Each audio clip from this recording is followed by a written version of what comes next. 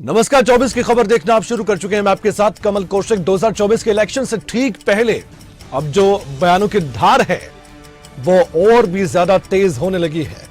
बड़े बड़े दिग्गजों ने मोर्चा संभाल लिया है। अपनी पार्टी को सत्ता में लाने का टारगेट बना लिया गया है। आने वाले वक्त में घोषणाओं का पिटारा कैसे खोला जाए, यह रणनीति भी बना ली गई है। लेकिन अब जनता के मन में बसना है तो विश्वास फिर से पैदा करना होगा। अब किस पर भरोसा करती है जनता, यानी कि आप, ये तो आप ही बताएंगे, और वो भी 2024 के इलेक्शन में।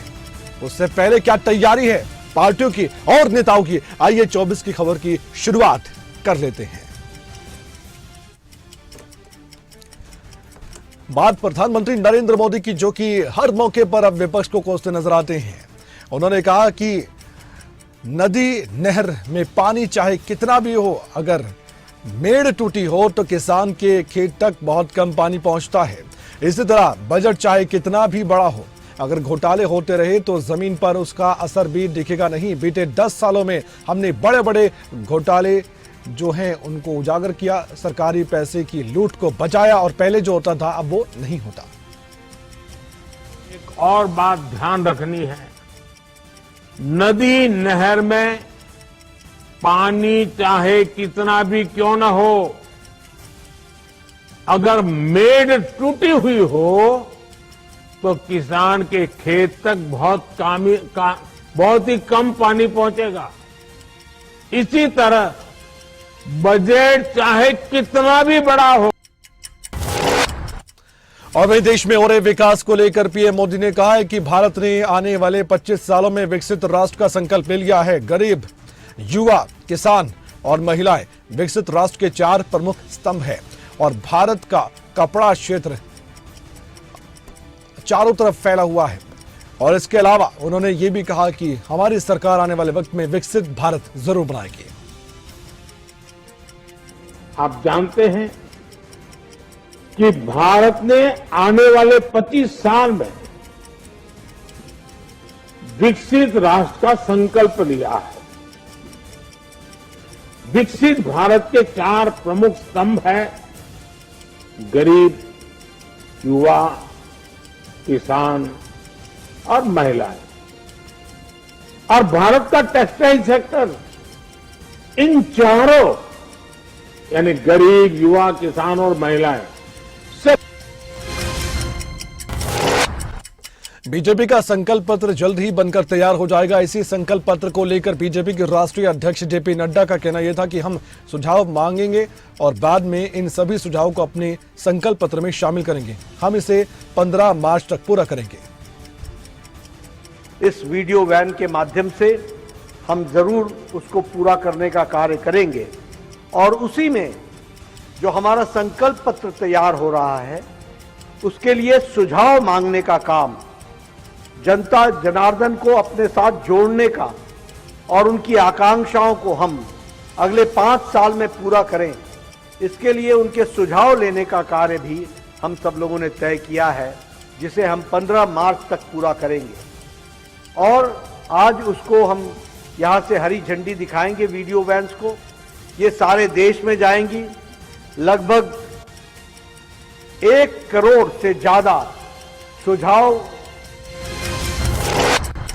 प्रधानमंत्री नरेंद्र मोदी ने कहा कि दशकों तक रेलवे को हमारे यहां की स्वार्थ भरी राजनीति का शिकार होना पड़ा था, लेकिन अब भारतीय रेलवे देशवासियों की यात्रा में आसानी कर रही है। रेलवे को हमारे यहां की स्वार्थ भरी राजनीति का शिकार होना पड़ा, लेकिन अब भारतीय रेलवे देशवासियों के लिए ईज ऑफ ट्रैवल का मुख्य आधार बन रही है। जिस रेलवे के हमेशा घाटे में होने का रोना रोया जाता था, आज वो रेलवे परिवर्तन के सबसे बड़े दौर से गुजर रही है। ये सब कुछ आज इसलिए हो रहा है क्योंकि भारत 11वें नंबर से छलांग लगाकर महाराष्ट्र के मुख्यमंत्री एकनाथ शिंदे की बात करते हैं। उन्होंने कहा कि हर बार ये कहकर विकास को टाला जा रहा था कि रेलवे के पास पैसा नहीं है, लेकिन पिछले 10 सालों में रेलवे ने पूरी तरह से अपने आप को बदला है और ये बदलाव मोदी सरकार में हुआ है। कई स्टेशनों का कायाकल्प होने वाला है। रेलवे के पास पैसे नहीं है, रेलवे लॉस में है, ऐसा कहकर ये विकास को टाला जा रहा था। लेकिन 2014 से आज 2024 तक 10 सालों में रेलवे को पूरी तरह बदलाव आया है। जैसे एयर कंडीशन रेलवे हो, वंदे भारत हो, बुलेट ट्रेन हो, ऐसी कई परियोजना आदरणीय मोदी जी के नेतृत्व में हुई है। और आज तो सबसे बड़ा ये कार्यक्रम आज हुआ है। लाखों लोगों ने इस कार्यक्रम से जुड़े हुए हैं और निश्चित रूप से ये भारत को विकास की ओर। उत्तर प्रदेश की 10 राज्यसभा सीटों के लिए मंगलवार को मतदान होना है और ये मतदान राजधानी लखनऊ स्थित विधानसभा में होगा। इस मतदान में विधानसभा के विधायक भी हिस्सा लेंगे और राज्य की 10 सीटों के लिए 11 प्रत्याशी उतारे गए थे। इसमें से 8 भारतीय जनता पार्टी और 3 समाजवादी पार्टी के प्रत्याशी हैं, जिस पर उत्तर प्रदेश बीजेपी के अध्यक्ष भूपेंद्र सिंह चौधरी ने राज्यसभा चुनाव पर कहा कि मुझे विश्वास है कि हमारी पार्टी के 8 प्रत्याशी बड़े अंतर से राज्यसभा जाएंगे। विधानमंडल दल की बैठक है, तो विधानमंडल दल की बैठक चुनाव से पहले हम लोग तैयारी कर रहे हैं, रिहर्सल कर रहे हैं और आपस में बातचीत, मतदान की प्रक्रिया, सारे विषयों पर हम लोग उस पर चर्चा, हमारे विधानमंडल दल के नेता, माननीय मुख्यमंत्री जी, संसदीय कार्य मंत्री जी, और जो लोग इस व्यवस्था को देखते हैं, मुख्य सचेतक जी, वो आपस में सभी लोगों से, एनडीए के जो हमारे घटक दलों के माननीय विधायक हैं, सबसे बातचीत करके किस समय जाना, क्या करना, कैंडिडेटों का आवंटन, सारी प्रक्रिया को आज पूरा करें। उत्तर प्रदेश के उप मुख्यमंत्री केशव प्रसाद मौर्य ने राज्यसभा चुनाव को लेकर अपनी प्रतिक्रिया जाहिर की और कहा कि बीजेपी के 8 प्रत्याशी राज्यसभा चुनाव जीत रहे हैं और बड़े अंतर से जीत रहे हैं। राज्यसभा चुनाव को लेकर बीजेपी गठबंधन आश्वस्त है। देखिए, राज्यसभा के चुनाव में भारतीय जनता पार्टी के 8 प्रत्याशी चुनाव जीत रहे हैं और अच्छे अंतर से जीत रहे हैं। राज्यसभा के चुनाव को लेकर के भारतीय जनता पार्टी गठबंधन पूरी तरह से आश्वस्त है। क्या लगता है कि और जो विपक्षी पार्टी हैं, चाहे समाजवादी पार्टी, क्या उनका भी वोट आपको मिलेगा? विपक्ष के पास तीसरा प्रत्याशी जिताने की क्षमता नहीं थी, लेकिन उन्होंने तीसरा कैंडिडेट उतार करके मतलब यह दिखाया है कि वो उत्तर प्रदेश में जो 8 की 8 सीटें भारतीय जनता पार्टी के पक्ष में नंबर हैं, उस नंबर से उसने ध्यान देने की जगह वो तीसरा कैंडिडेट उतार करके इस प्रकार का प्रयास किया है, जिसका परिणाम उनको 27 तारीख को मुझे पूरा विश्वास है जब भाजपा।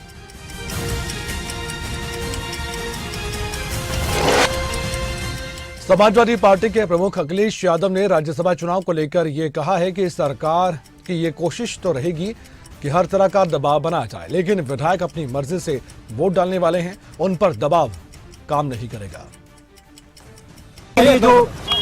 देखिए, सरकार की कोशिश होगी और हर तरह का दबाव बनाएगी सरकार, लेकिन विधायक अपनी मर्जी से वोट डालेंगे, उन पे दबाव नहीं चलेगा। नहीं तो आपने सुना, दबाव की बात हो रही है। अखिलेश यादव बेशक ये बात कह रहे हो, लेकिन बीजेपी की तरफ से साफ तौर पर कहा गया कि उनके विधायक उनके राज्यसभा प्रत्याशी को तो वोट डालेंगे ही, साथ ही उनको यह भी उम्मीद है कि समाजवादी पार्टी के विधायक भी उनको वोट ना डाल दें। अब दोनों तरफ से ये बात तो कही जा रही है। अब तीसरा प्रत्याशी जो समाजवादी पार्टी का है, उसको लेकर असमंजस की स्थिति है। क्या वो राज्यसभा प्रत्याशी जा सकता है? सवाल है, लेकिन जवाब जल्द मिलने वाला है। और वहीं जनसत्ता दल लोकतांत्रिक के विधायक रघुराज प्रताप सिंह उर्फ राजा भैया ने राज्यसभा चुनाव में अपने समर्थन पर यह कहा कि जनसत्ता दल का वोट बीजेपी के साथ है। जनसत्ता दल का वोट भारतीय जनता पार्टी के साथ। सर, अभी बैठक में भी आप पहुंचेंगे क्या, जो प्रशिक्षण बैठक चल रही है? प्रशिक्षण की तो कोई आवश्यकता है नहीं सर, 32 वर्ष हो गए हैं, लेकिन भोजन अवश्य करेंगे। रात का डिनर भी मुख्यमंत्री योगी आदित्यनाथ की ओर से दिया गया। आपने सुना किस तरह से बीजेपी को खुले तौर पर समर्थन देते नजर आए हैं राजा भैया। इनके वोट को लेकर पहले जरूर सवाल था, लेकिन सीधे सीधे उन्होंने इस राज्यसभा चुनाव से पहले जवाब दे भी दिया है। इससे बीजेपी की शक्ति थोड़ी और बढ़ गई है ताकि उनके प्रत्याशी राज्यसभा जा सके। राजा भैया की नरमी बीजेपी की तरफ बढ़ रही है और बीजेपी की राजा भैया की तरफ, लेकिन एक वोट से फर्क पड़ता है नहीं, ये तो देखने वाली बात है, क्योंकि बीजेपी के पास 8 प्रत्याशियों को राज्यसभा पहुंचाने का बड़ा आंकड़ा है। बीजेपी पर सियासी हमला बोलते हुए समाजवादी पार्टी के प्रमुख अखिलेश यादव ने कहा है कि सरकार युवाओं के भविष्य के साथ खिलवाड़ कर रही है। एक तो नौकरियां पैदा नहीं हो रही और फिर ये वायदा किया जा रहा है कि रोजगार हम देंगे। नौजवानों के भविष्य से खिलवाड़ कर रही है सरकार। पहले तो नौकरियां नहीं निकल रही यहाँ पर, और जो निवेश के बहाने रोजगार की बात थी वो रोजगार भी नहीं मिल रहे। और अगर नौकरियां निकालती है सरकार तो सरकार ही जानबूझ करके पेपर लीक कराती है। अगर पहली बार जब उत्तर प्रदेश में पेपर लीक हुए थे उसी समय कार्रवाई हो गई होती। आज तो डायलॉग चल रहे हैं, अखबारों में देखिए डायलॉग हैं, सरकार के डायलॉग हैं। अगर पहले दिन ही कार्रवाई हो गई होती तो नौजवानों को नौकरियां मिल गई होती, नौकरियों के ये पेपर लीक नहीं होते। 60 लाख के लगभग नौजवान इससे परेशान हैं। दिल्ली के मुख्यमंत्री अरविंद केजरीवाल ने यह कहा है कि मनीष सिसोदिया को एक फर्जी मामले में 1 साल पहले गिरफ्तार किया जा चुका है। केंद्र सरकार 1 साल में एक नए पैसे का भी सबूत पेश नहीं कर पाई है। मनीष सिसोदिया ने आजादी के 75 साल के बाद गरीबों को एक उम्मीद दी थी कि उनके बच्चों को भी अच्छी शिक्षा दी जा सकती है। एक फर्जी केस में केंद्र सरकार ने गिरफ्तार कर लिया था। उनकी गिरफ्तारी का आज 1 साल पूरा होता है। इस 1 साल के अंदर केंद्र सरकार कोर्ट में एक नए पैसे का भी सबूत पेश नहीं कर पाई, और सुप्रीम कोर्ट में जब सुनवाई हो रही थी तो ये बात बार बार निकल के आई, जब जज साहब ने भी कहा कि केंद्र सरकार के पास मनीष सिसोदिया के खिलाफ कोई केस नहीं है, तो पूरा झूठा केस है। मनीष सिसोदिया जी ने 75 साल के बाद 75 साल में गरीबों की शिक्षा प्रणाली इतनी खराब हो गई। कांग्रेस के नेता सचिन पायलट ने अग्निवीर भर्ती को लेकर सवाल उठाए, सरकार को घेरा, कहा कि जो फौज की भर्ती की प्रक्रिया थी उसे रोककर सारी भर्तियां अग्निवीर के माध्यम से की जा रही हैं। 4 साल नौकरी करवाने के बाद अगर 25% को रखेंगे और 75% को रिटायर आप कर देंगे तो उनके लिए भविष्य में संभावनाएं बहुत कम हो जाती है। है उन लोगों के साथ गलत हो रहा है सर। भाई जो फौज की भर्ती की प्रक्रिया थी उसको बिल्कुल रोककर सारी रिक्रूटमेंट्स अग्निपथ के माध्यम से की जा रही हैं, और हमें लगता है कि सिर्फ 4 साल तक नौकरी कराने के बाद 25% लोगों को आप रखेंगे, 75 को आप रिटायर कर देंगे, उनके लिए भविष्य में संभावना बहुत कम हो जाती हैं। और सारी भर्ती अगर अग्निपथ के माध्यम से होगी तो ये फौज के लिए कोई बहुत सकारात्मक नहीं है। हमारा मानना है कि नौजवानों के लिए भविष्य के अवसर, फौज की प्रक्रिया और फौज के अंदर भी जो 2 तरह के अगर सैनिक हो जाएंगे। इससे अग्निवीर योजना को लेकर कांग्रेस ने पूरा एक्शन प्लान बना लिया है और साथ ही घेरा जाएगा बीजेपी को, ये भी संकेत दे दिए हैं। आने वाले लोकसभा चुनाव में यह मुद्दा बड़ा होने वाला है। सांसद दीपेंद्र हुड्डा ने भी इसी पर बयान दिया और कहा कि सेना में पक्की भर्ती दोबारा से शुरू की जाए। कांग्रेस ने जय जवान अभियान को शुरू कर दिया है।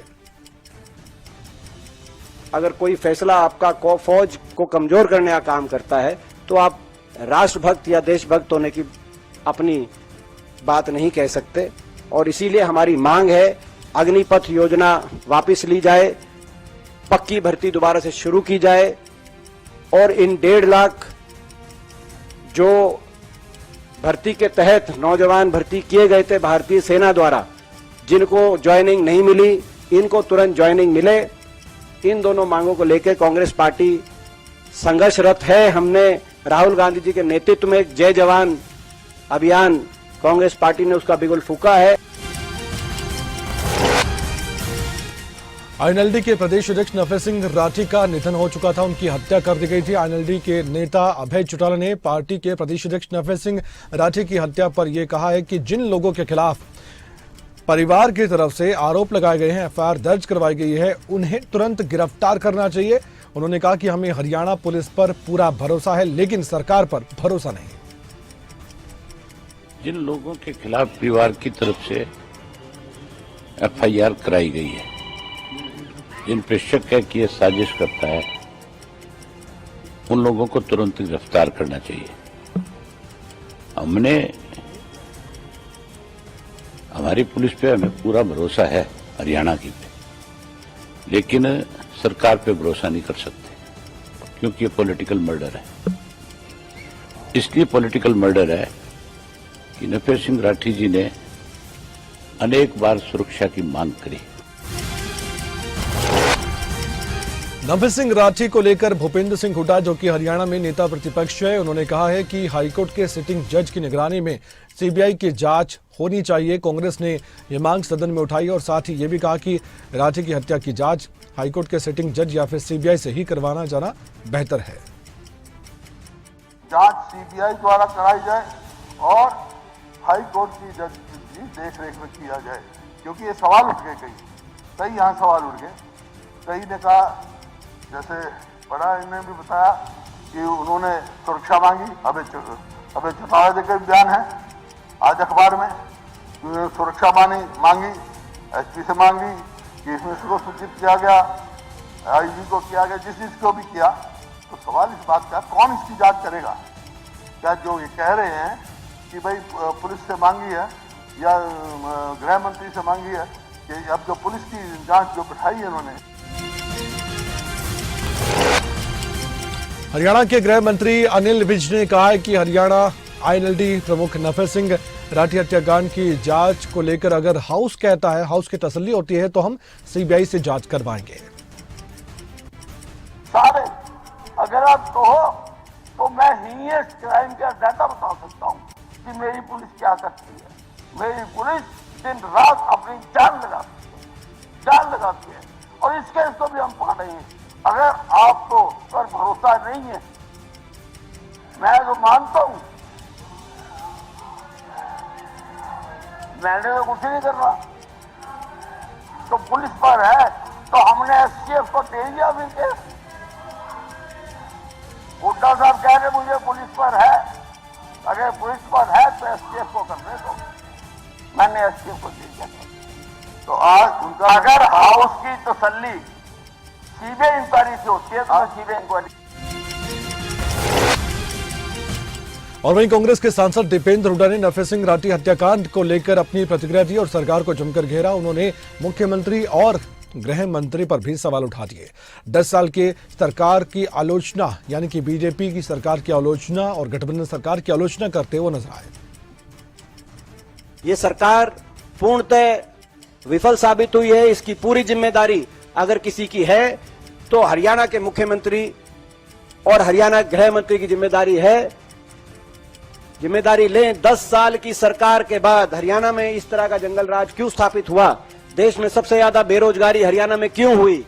देश में सबसे ज्यादा अपराध दर हरियाणा में क्यों हुआ 10 साल की इस सरकार के बाद? और उसकी जिम्मेदारी किसकी है? लगातार केवल अपराध ही नहीं, हरियाणा में लगातार बहुत से बार कानून व्यवस्था की व्यापक विफलता हुई। आपने देखा, नूह का उदाहरण अभी ताजा है। और वहीं हरियाणा कांग्रेस के विधायक गीता भुक्कल ने भी राज्य सरकार की जमकर आलोचना की, कानून व्यवस्था पर सवाल उठा दिए और ये तक कह दिया कि हरियाणा अब असुरक्षित राज्यों की श्रेणी में आ गया है। बहुत ही दुखदाई एक ऐसी घटना हुई हमारे साथी, हमारे जिले से नफे सिंह राठी जी, जो कि पूर्व में विधायक रहे, बहुत राजनीतिक तौर पर बहुत एक्टिव वो व्यक्ति थे। इनेलो के पार्टी के मौजूदा अध्यक्ष वो थे और ऐसे समय में इस दुर्घटना में उनके ऊपर जो हमला हुआ और उसी समय उनकी डेथ हुई। सबसे बड़ी बात तो ये है, कानून व्यवस्था पूरी तरह से चरमराई हुई। मुख्यमंत्री जी कल जिला झज्जर में ही थे कि असुरक्षित श्रेणी में आ चुका ये हमारा हरियाणा, जो कि बहुत ही एक चिंता का विषय है। उसके लिए हमें बहुत ही अच्छे ढंग से कानून व्यवस्था को दुरुस्त करने की, बहुत ही दुखदाई एक ऐसी घटना हुई हमारे साथी, हमारे जिले से नफे सिंह राठी जी।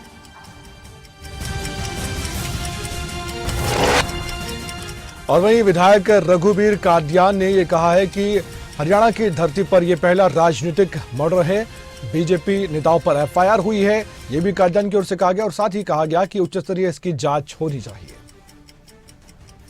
पॉलिटिकल मर्डर और हरियाणा की धरती पर पहला पॉलिटिकल मर्डर हुआ है और इस तरह की अगर ये व्यवस्थाएं चलेगी तो लोकतंत्र को खतरा पैदा हो जाएगा। मैं आपको बताऊं, फिर जो है राजनीति में लोग भले लोग नहीं आएंगे।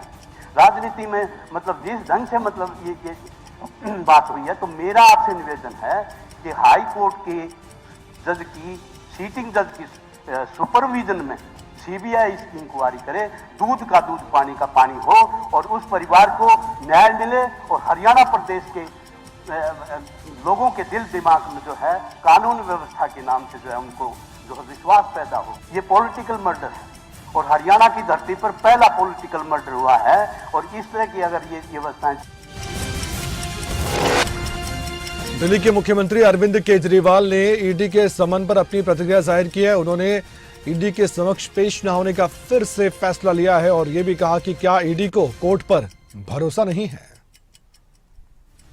वो चाहते हैं कि हम गठबंधन का हिस्सा ना रहे बार बार। जब ईडी खुद ही कोर्ट गई हुई है तो क्या ईडी को, केंद्र सरकार को कोर्ट पे भरोसा नहीं है? कोर्ट पे भरोसा रखना चाहिए ना। वो खुद ही कोर्ट गए हैं तो कोर्ट पे भरोसा, कोर्ट के आदेश का वेट करें। वो कोर्ट जो भी आदेश देगा उसके हिसाब से कर लेंगे। कोर्ट कहेगा भी जाओ तो जाएंगे। अब कोर्ट में कार्रवाई भी चल रही है और साथ में समन पे समन भी भेजे जा रहे हैं। तो उनका मकसद बेसिकली ये है, इनफॉर्मली कई जगह से मैसेज आए हैं भाई गठबंधन तो आपने सुना अरविंद केजरीवाल की ओर से क्या बयान दिया गया है, यानी कि वो ईडी के समन पर तो पेश होने नहीं वाले, लेकिन हाँ कोर्ट की तरफ से जब इस मामले को लेकर सुनवाई होगी वो कोर्ट में पेश होने की बात कह चुके हैं। देखने वाली बात है अब आगे इस मामले में क्या होगा। और वहीं दिल्ली के मुख्यमंत्री अरविंद केजरीवाल को लेकर केंद्रीय मंत्री मीनाक्षी लेखी ने भी निशाना साधा है। उन्होंने तो ये तक कह दिया कि वो खुद कह चुके हैं कि वो अराजकतावादी हैं। तो ये तो एनार्किस्ट अपने आप को कहने वाले व्यक्ति हैं जो कि राजनीति में कह कर आए थे कि एनार्किस्ट हैं और लगातार जो धोखे की राजनीति है वही इन्होंने की, मतलब धोखा ही दिया। राजनीति नहीं कहूंगी, मैं कहूंगी दिल्ली की जनता को धोखा दिया है। दिल्ली की जनता को आज भी धोखा दे रहे हैं, लेकिन ऐसे लोगों का जो इलाज होना है वो अथॉरिटीज अपने आप समय देख के करेंगी। उसका मीनाक्षी लेखी की तरफ से जो बयान दिया गया है वो सीधे सीधे बता रहा है कि आम आदमी पार्टी को बीजेपी अब इस मुद्दे पर आने वाले वक्त में भी घेरने वाली है। गठबंधन बना है कांग्रेस और आम आदमी पार्टी का, कई राज्यों में सीटों का बंटवारा हुआ है। अरविंद केजरीवाल को लगता है कि वो गठबंधन नागवार गुजरा है बीजेपी को, जबकि बीजेपी का कहना है कि आप कानून का सम्मान करने वाले हैं तो क्यों आप ईडी के सवालों के जवाब नहीं दे रहे करेंगे। उसका तो हम क्या ही कह सकते हैं। अब ऐसे में केजरीवाल के इसी बयान को लेकर लगातार प्रतिक्रिया सामने आ रही है और वहीं ईडी के समन को लेकर भी आम आदमी पार्टी के तमाम नेता केजरीवाल के बचाव में हैं। सौरभ भारद्वाज जो कि दिल्ली के मंत्री हैं, उन्होंने भी ईडी पर ही सवाल उठा दिए।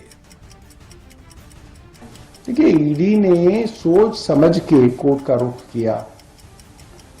जब ईडी खुद ही कोर्ट चली गई तो मुझे लगता है न्यायालय के फैसले का इंतजार ईडी को करना चाहिए। न्यायालय ने ईडी के जो केस है उसकी कॉग्निजेंस ली है, मुख्यमंत्री जी को नोटिस दिया, मुख्यमंत्री जी के वकील वहां पेश हुए, उन्होंने अपना जवाब दाखिल दिया। उसके बाद मुख्यमंत्री जी को 16 मार्च तक का समय दिया गया। अब ईडी को इंतजार करना चाहिए कोर्ट का। वैसे भी देखिए, ईडी ने सोच समझ के कोर्ट का रुख किया। जब ईडी खुद ही कोर्ट चली गई तो मुझे लगता है न्यायालय के बीजेपी पर सियासी हमला बोलते हुए एक बार फिर से एआईएमआईएम के कर्ता धर्ता असदुद्दीन ओवैसी ने ये कहा है कि अब बीजेपी के लोग आए हैं, कह रहे हैं कि हम इस्लाम में सुधार लाएंगे, लेकिन वो जो कर रहे हैं वो सभी के सामने है कि उनकी मंशा क्या है। अब यूं आए हैं बीजेपी के लोग, नहीं हम इस्लाम में रिफॉर्म लेकर आएंगे। अरे तुम रिफॉर्म नहीं लाना चाहते हो, तुम हिंदुत्व को लागू करना चाहते हो। तुम भारत की तहजीब क्या है? इसकी भारत एक ऐसा मुल्क है जहां पर लोग कई मजहब को मानते हैं, कोई खुदा को भी नहीं मानते। ये मुल्क ऐसा है जहां पर एक जबान नहीं हजारों जबानें बोली जाती। ये मुल्क ऐसा है जहां पर एक तहजीब नहीं हजारों। इस समय सियासी माहौल गरमाया हुआ है और असदुद्दीन ओवैसी भी अपनी चुनावी तैयारी करें। लोकसभा चुनाव नजदीक है तो ऐसे में अपने विरोधियों को निशाने पर ले रहे हैं। नेता प्रतिपक्ष जयराम ठाकुर की भी बात कर लेते हैं। सुक्खू सरकार पर एक बार फिर से निशाना साधा। इस बार केंद्र सरकार की तारीफ की और फिर से स्वास्थ्य के क्षेत्र के मामले में सुक्खू सरकार को निशाने पर लेते नजर आए।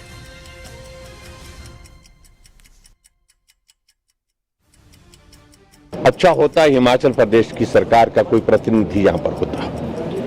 देश के प्रधानमंत्री नरेंद्र मोदी जी इस कार्यक्रम में यहाँ पर जुड़े, न स्वास्थ्य मंत्री और न ही हिमाचल प्रदेश की ओर से, विशेष तौर से जो स्वास्थ्य के क्षेत्र में जो हमारे अधिकारी हैं, डिपार्टमेंट के जो ऑफिशियल्स हैं, जहाँ वरिष्ठ होने चाहिए थे, तो उनमें से कोई यहाँ पर मंडी में उस प्रकार से उपलब्ध नहीं थे। और मैं समझता हूँ इस चीज़ को हमने देखा है और महसूस किया है, और इस सारी चीज़ को हमने गंभीरता से भी लिया है। आने वाले समय में इन सारे मसलों को उठाएंगे भी, बात भी करेंगे। और फिलहाल इस बुलेटिन में इतना ही। खबरों का सिलसिला, खबरें अभी तक पर लगातार जारी है। नमस्कार।